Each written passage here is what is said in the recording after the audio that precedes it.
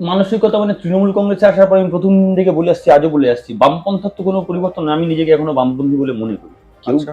কেউ কি ভাবলো না ভাবলো আমার তাদের ব্যক্তিগত বিষয়, তারা ভাবতে পারেন, বাট আমি তো নিজেকে বামপন্থী বলে মনে করি। তো ফলে মানসিকতার খুব একটা পরিবর্তন আসে।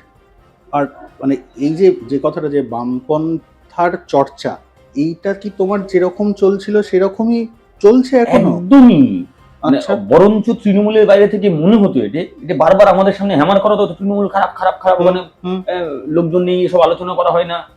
বিশ্বাস করে এই কদিনে আমি কলকাতা এই ডায়মন্ড হারবারে এবং বহু লোক আসছে, বহু লোকের সঙ্গে মিশছি, যারা কেউ পিএইচডি করছে, কেউ ডাক্তার, কেউ ডক্টর, কেউ ইঞ্জিনিয়ার করছে, কেউ কলেজে পড়ছে, তারা আসছে। বামপন্থী বইপত্র নিয়ে চর্চা হচ্ছে, কথা হচ্ছে।